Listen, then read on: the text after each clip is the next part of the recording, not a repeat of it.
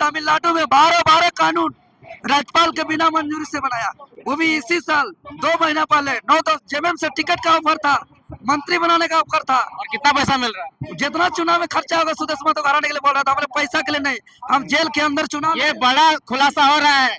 कलम का पावर दे देगा ना, जिस दिन 1 महीना में लागू कर देगा अनिल बाबू, 1 महीना ओनली 1 एक महीना में कितना नौकरी दीजिएगा? ओनली 1 में खतियान लागू कर देगा, खतियान आधारित नौकरी देंगे। राजधानी रांची के राजभवन में इस वक्त जेल कैंप पार्टी के द्वारा 1932 खतियान को लेकर के आंदोलन चल रहा है और तमाम झारखंड से लोग यहाँ पे आए हैं। इस वक्त हमारे साथ में रांची लोकसभा के प्रत्याशी देवेंद्र नाथ महतो और सिल्ली विधानसभा के प्रत्याशी देवेंद्र नाथ महतो के साथ में जितने सारे लोग हैं जेल कैंप पार्टी के सभी लोग आए हैं और 32 खतियान को लेकर के ये लोग गांव-गांव में जगह जगह टोला में जाकर के 32 खतियान को लेकर मांग करते थे, लेकिन आज राजभवन के सामने बैठना पड़ रहा है। 1932 खतियान क्यों जरूरी है? 1932 खतियान इसलिए जरूरी है कि आपको मालूम होगा कि झारखंड अलग राज्य का गठन क्यों हुआ है। अलग राज्य का गठन लंबी संघर्ष, आंदोलन, त्याग, बलिदान, कुर्बानी के परिणाम स्वरूप 15 नवंबर 2000 को हुआ है। और जो अलग झारखंड का आंदोलन था उसका मुख्य आधार यहाँ की भाषा, संस्कृति, अस्मिता और अधिकार, लेकिन इस मुख्य आधार को ही दरकिनार कर दिया गया और 25 सालों तक जो स्थानीय नीति के आधार पर पहचान मिलना चाहिए, अधिकार मिलना चाहिए, अस्मिता को बचाना चाहिए, इसको आजसू वाले हो, भाजपा वाले हो, कांग्रेस वाले हो, जेएमएम वाले हो, इस विधेयक को सिर्फ और सिर्फ लटकाया जा रहा है, भटकाया जा रहा है, अटकाया जा रहा है। और इस विधेयक को लटकाने, भटकाने और अटकाने के ही कारण से आज झारखंड में झारखंडी बेटा बेटी को नौकरी नहीं मिल रहा है। आज झारखंड के तमाम नौकरी में बाहर राज्य के लोग आकर के नौकरी कर रहे हैं और ये अधिकार का ही मामला नहीं है, ये पहचान की भी मामला है, यह अस्मिता की भी मामला है। और इसमें तमाम पार्टी सिर्फ और सिर्फ फुटबॉल की तरह खेला है। चाहे 2002 में 8 अगस्त 2002 में बाबूलाल मरांडी द्वारा पारित स्थानीय नीति की बात करें, जो 23 नवंबर 2002 को माननीय हाईकोर्ट के माध्यम से जो निरस्त कर दिया गया था, तब उसको सीरियस नहीं लिया, कानूनन लड़ाई नहीं लड़ा और उसको आगे तर्क के साथ नहीं लड़ा। चाहे उस समय की बात करें, चाहे 2010 में अर्जुन मुंडा की सरकार के समय की बात करें, जो एक मंत्रिमंडलीय उप समिति का गठन किया था नियोजन नीति के मामले पर, स्थानीय नीति के मामले पर, और आजसू सुप्रीमो सुदेश महतो को मुख्य संयोजक बनाया था, इन्होंने कोई निर्णय नहीं सुनाया। वो सरकार खत्म हो गई, गिर गई। 2013 में तो हमेशा 32 की बात करते हैं और उसके लेकर आंदोलन भी करते रहते हैं। सुदेश महतो को पूछिएगा, 2010 में जब अर्जुन मुंडा की सरकार थी और स्थानीय नीति को गठित करने के लिए मंत्रिमंडलीय उप समिति का गठन किया गया था और उसका मुख्य संयोजक बनाया गया था सुदेश महतो जी को, उन्होंने क्या काम किया? क्या उनका जवाब है? कुछ निर्णय नहीं दिया।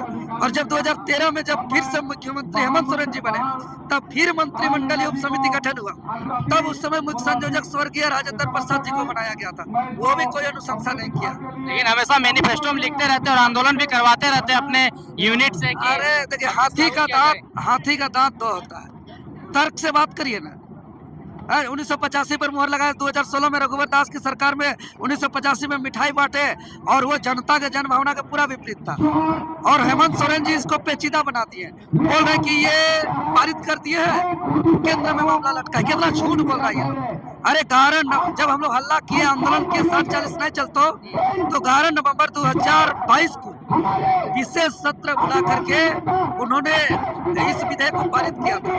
और इस विधेयक को पारित करने के साथ साथ जो है कि राज्यपाल के पास भेजा, उसमें उल्लेख किया है कि यह 9वीं सूची में शामिल होने के बाद ही यह लागू होगा।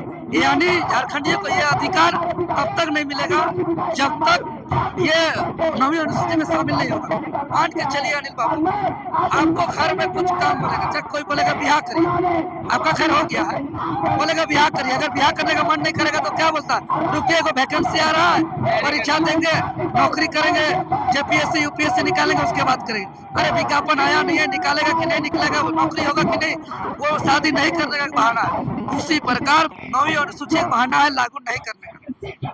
2016 में रघुवर दास जब स्थानीय नीति 1985 कटअप वर्ष बनाया था, तब उस समय कैबिनेट के बैठक से लागू कराया।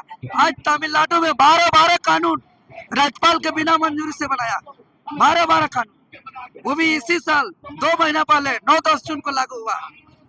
अच्छा, आप सिल्ली विधानसभा क्षेत्र से आते हैं, वहाँ से खतियान को लेकर के बड़े बड़े क्रांतिकारी अमित महतो हो गया, सुदेश महतो हो गया, बड़े बड़े खतियानी लोग हैं जो कि खतियान के नाम पे चुनाव लड़ते हैं और राजनीति करते हैं, कैसे जो बड़का बड़का बोलते हैं उन लोग को। जो कि खतियान के नाम पे जेल जा चुके हैं। तोड़ा खतियान के नाम से का हुआ, दल बदलू हुआ कि नहीं हुआ। 81 विधानसभा दौड़े खतियानी दौड़ और रनिंग किए, हेमंत सोरेन सरकार में इस्तीफा दे करके रनिंग किए, खतियानी दौड़ लगाए और खतियान लागू नहीं करने वाले पार्टी में जाकर के चुनाव लड़े। देवेंद्र नाथ महतो का ऑफर था, हमने ठुकरा दिया। क्या ऑफर था देवेंद्र नाथ महतो? आज रिवील कर दीजिए। अरे मेरा जेएमएम से टिकट का ऑफर था, मंत्री बनाने का ऑफर था। और कितना पैसा मिल रहा है? जितना चुनाव में खर्चा होगा सुदेश महतो हराने के लिए बोल रहा था, हमने पैसा के लिए नहीं, हम जेल के अंदर चुनाव। ये बड़ा खुलासा हो रहा है कि सिल्ली विधानसभा क्षेत्र से देवेंद्र नाथ महतो को लाखों ने करोड़ों रुपया मिल रहा था और जेएमएम से टिकट मिल रहा था। सही बात? सही बात है, पीछे पीछे घूम रहा था, हमने ठुकरा दिया। हम लोग क्यों ठुकराया? इसलिए ठुकराया कि 32 मैनिफेस्टो में पहला नंबर। लंबे समय के बाद हम लोग ने आंदोलन करके नया पार्टी टाइगर जयराम महतो का अगुवाई से बनाया है और जनता आलू प्याज बेच बेच करके साथ दिया है, नौजवान पे भरोसा किया है। हम लोग जीत करके वहाँ जाकर के आवाज को बुलंद करेंगे। ऐसा विधायक नहीं बनना चाहते हैं जो थाना ना सुने, जिसका बात को वीडियो सीओ ना सुने, जिसका मुंह बंद हो जाए। ऐसा विधायक बनने का कोई जरूरत नहीं। आगे आप लोग आंदोलन का क्या स्टेप होगा? आज राजभवन, अगला क्या? अगला आगे है ना मानसून सत्र आ रहा है ना, मानसून सत्र में दबाव बनाएंगे कि इसमें विधेयक को पारित करें और लागू करें। कहीं ऐसा तो नहीं कि आप लोग भी जनता को राजनीतिक लॉलीपॉप दे रहे हैं? क्योंकि सुनिए क्योंकि 24 से पहले आप लोग जगह जगह घूम करके जनसभा कर करके संबोधित करते थे, 32 को लेकर के पूरा आग लगा दिए थे। चुनाव हुआ, 6 महीना बीत गया, साइलेंट हुआ, तो फिर आप लोग एक दिन राजभवन में सिंबॉलिक धरना प्रदर्शन कर रहे हैं। नहीं देखिए, हम लोग लगातार इस लड़ाई को लड़ रहे हैं, हर प्लेटफॉर्म में लड़ रहे हैं, बातों को रख रहे हैं और ये हम लोग परिणाम आने तक इस लड़ाई को हम लोग जारी रखेंगे और लड़ते रहेंगे, परिणाम आने तक लड़ेंगे।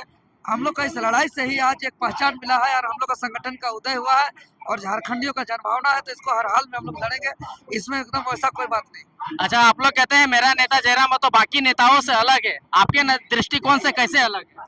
हर चीज हर दृष्टिकोण से अलग है, हर दृष्टिकोण से अलग है। आज टाइगर जयराम महतो जी सदन गए तो सदन अनुशासन पूर्वक कार्रवाई हुआ। पहले झाल बजाता था, नाचता था, गाता था, गीत गाता था, अब सब सुनता है, बात रखता है, मुद्दे पे चर्चा हो रहा है। टाइगर जयराम महतो जी अभी भी जो है कि विधायक बनने के बाद जमीन में बैठ करके जनता का समस्या का समाधान करते हैं। टाइगर जयराम महतो जी अभी भी जो है कि अपना जो सिंपलिसिटी है, लोगों के साथ सीधा जुड़ाव है, सीधा संपर्क है और सदन में जाने के बाद सदन के अंदर हर मुद्दा को तर्क के साथ रखा है, तो यही बाकी से अलग है। अंत में क्या मैसेज दीजिएगा जो लोग खतियान के आस में बैठे हैं, जो युवा बेरोजगार है, हताश है, निराश है, जो लोग सोच रहा है कि वैकेंसी आएगा तो तैयारी करेंगे, एग्जाम देंगे, नौकरी करेंगे, शादी करेंगे, परिवार बढ़ाएंगे, वो लोग को क्या मैसेज दीजिएगा? हम लोग यही कहेंगे कि हम लोग आप लोग धैर्य रखिए, एकजुटता बनाए रखिए। 6 साल धैर्य रख दिया और कितना धैर्य रखेगा? देखिए, हम लोग कलम का पावर दे देगा ना, जिस दिन 1 महीना में लागू कर देगा नहीं बाबू, 1 महीना ओनली 1 महीना में कितना नौकरी दीजिएगा? ओनली 1 में खतियान लागू कर देगा, खतियान आधारित नौकरी देंगे। यदि हम लोग पावर में आएंगे तब कैसे नीति कानून बनता है हम लोग जानते हैं। ड्राफ्ट तैयार है, पूरा तैयार है, अभी नहीं तो बुला लीजिए अटॉर्नी जनरल को, एडवोकेट जनरल को, महान्यायवादी को, महाअधिवक्ता को, मुख्य सचिव को, मुख्यमंत्री को, इसको टेबल टॉक करना है, बुलाइए, हम लोग सुझाव देंगे और 1 महीना में लागू हो जाएगा। अरे राज्यपाल एक बार से ज्यादा विधेयक को वापस नहीं कर सकता है, ये संविधान का अनुच्छेद 200 में उल्लेख है। तो एक बार भेजा, दोबारा वापस किया, उसको अपने पास रखा है और उसको 9वीं सूची में डालने का क्या है? पहले नीति कानून बनाओ ना यार, पहले नौकरी दीजिए, रोजगार दीजिए यहाँ के लोगों को। बाहरी को नौकरी बेचने के लिए 9वीं अनुसूची का प्रक्रिया में लेंदी में डाल दिया।